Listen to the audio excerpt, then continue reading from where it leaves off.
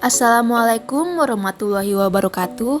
Halo semuanya, saya Oktaviani Mutmainah, mahasiswi PPG Prajabatan Gelombang 1 tahun 2023, bidang studi IPA kelas E di Universitas Lambung Mangkurat. Saya akan menyampaikan materi terkait mata kuliah Filosofi Pendidikan Indonesia pada topik 1, yaitu Perjalanan Pendidikan Nasional. Adapun yang akan saya sampaikan berada di dalam alur koneksi antar materi. Ada dua hal yang akan saya sampaikan, yaitu kesimpulan dari perjalanan pendidikan nasional dan refleksi saya setelah menyelesaikan topik 1. Perjalanan pendidikan nasional dari zaman sebelum kemerdekaan sampai sesudah kemerdekaan terus berkembang hingga sekarang. Diawali dengan inisiasi pendirian sekolah oleh Bupati pada tahun 1854, yaitu sekolah kabupaten yang hanya mendidik calon pegawai. Pada tahun yang sama, sekolah Bumi Putra lahir dan hanya memiliki 3 kelas.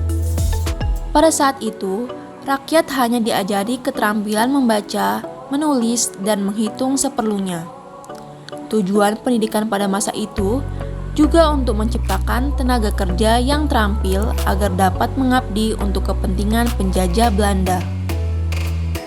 Sejarah telah mencatat nama Ki Hajar Dewantara sebagai tokoh dalam dunia pendidikan nasional. Gerakan transformasi yang dilakukan oleh Ki Hajar Dewantara dalam perkembangan pendidikan sebelum dan sesudah kemerdekaan di Indonesia merupakan sebuah perubahan yang signifikan dalam sistem pendidikan. Ki Hajar Dewantara melepaskan atribut elit priayi birokrasi sekaligus mendekonstruksi berbagai kekuasaan yang hanya berpusat di istana menuju ke pusat-pusat yang lain, menyediakan makna bagi pluralisme budaya. Dalam kalimat tersebut, Ki Hajar Dewantara menggambarkan pentingnya pluralisme budaya dan desentralisasi kekuasaan. Ia menekankan perlunya mengurangi kekuasaan yang terpusat di istana dan memindahkannya ke pusat-pusat yang lain. Dengan cara ini, Ki Hajar Dewantara berharap untuk menciptakan masyarakat yang lebih inklusif dan menghargai keragaman budaya.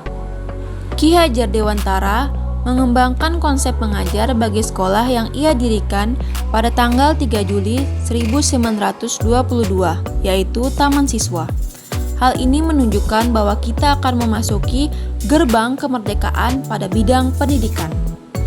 Sistem Barat dinilai kurang tepat bagi pendidikan di Indonesia. Maka dari itu, Ki Hajar Dewantara memunculkan sistem Among. Sistem ini berbanding terbalik dengan sistem Barat atau sistem Belanda pada masa itu. Sistem Among merupakan sistem pendidikan yang bertujuan untuk menghasilkan manusia yang dapat mengatur dirinya sendiri, manusia yang berdiri sendiri dalam merasa, berpikir, dan bertindak, serta manusia yang berkepribadian dan berkarakter. Dalam sistem Among, setiap pamong sebagai pemimpin dalam proses pendidikan diwajibkan bersikap ing ngarso sung tulodo, ing madyo mangun karso, dan tut wuri handayani, yang merupakan semboyan terkenal dari Ki Hajar Dewantara. Ing ngarso sung tulodo artinya menjadi seorang pemimpin harus mampu memberikan suri tauladan. Ing madyo mbangun karso artinya seseorang di tengah kesibukannya harus juga mampu membangkitkan atau menggugah semangat. Tut wuri handayani berarti mengikuti dari belakang dengan mempengaruhi. Maksudnya yaitu jangan menarik-narik anak dari depan. Biarkanlah anak-anak mencari jalannya sendiri. Kalau si anak salah jalan, barulah si pamong boleh mengarahkannya. Dengan demikian, telah jelas bahwa semboyan Tuturi Handayani adalah semboyan Among sejati. Konsep Ki Hajar Dewantara pada sistem Among mengatakan bahwa sistem Among yang berjiwa kekeluargaan bersendikan 2 dasar, yaitu pertama, kodrat alam sebagai syarat kemajuan dengan secepat-cepatnya dan sebaik-baiknya. Kedua, kemerdekaan sebagai syarat menghidupkan dan menggerakkan kekuatan lahir dan batin peserta didik agar dapat memiliki pribadi yang kuat dan dapat berpikir serta bertindak merdeka. Konsep ini bertujuan untuk dapat mengoptimalkan potensi yang ada di dalam peserta didik. Semboyan Tuturi Handayani tersebut kini menjadi slogan dari Kementerian Pendidikan Nasional Indonesia. Untuk mendukung visi pendidikan Indonesia dan sebagai bagian dari upaya pemulihan pembelajaran, kurikulum Merdeka dikembangkan sebagai kerangka kurikulum yang lebih fleksibel, sekaligus berfokus pada materi esensial dan pengembangan karakter serta kompetensi peserta didik. Pengajaran sesuai dengan tingkat kemampuan peserta didik atau teaching at the right level adalah pendekatan pengajaran yang berpusat pada kesiapan belajar peserta didik, bukan hanya pada tingkatan kelas. Tujuan pengajaran dengan menggunakan pendekatan tersebut yang pertama yaitu sebagai bentuk implementasi dari filosofi pembelajaran Ki Hajar Dewantara yang berpusat pada peserta didik. Yang kedua yaitu untuk memastikan setiap peserta didik mendapatkan hak belajar untuk mencapai tujuan pembelajaran yang diharapkan.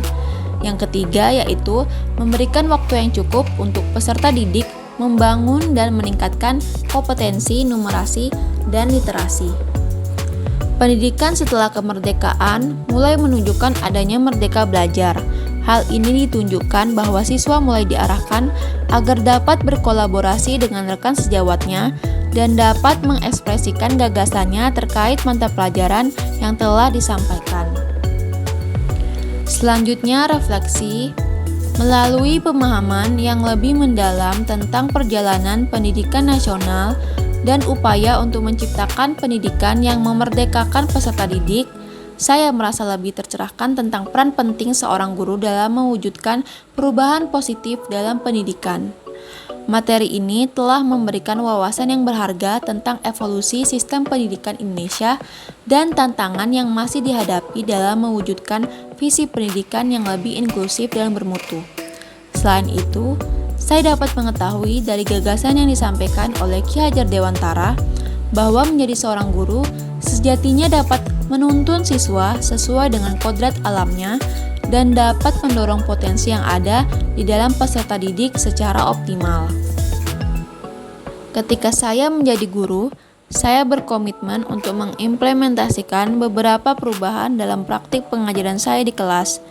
Beberapa perubahan ini termasuk yang pertama, mendorong pemikiran kritis, yang kedua, menggunakan metode pembelajaran aktif, yang ketiga yaitu personalisasi pembelajaran, yang keempat mengintegrasikan teknologi, dan yang kelima yaitu berkolaborasi dengan peserta didik.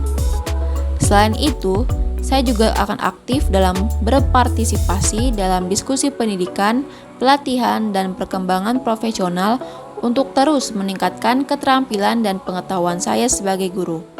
Dengan mengambil langkah-langkah tersebut, saya berharap dapat berkontribusi pada penciptaan lingkungan pendidikan yang lebih memerdekakan dan bermanfaat bagi peserta didik saya.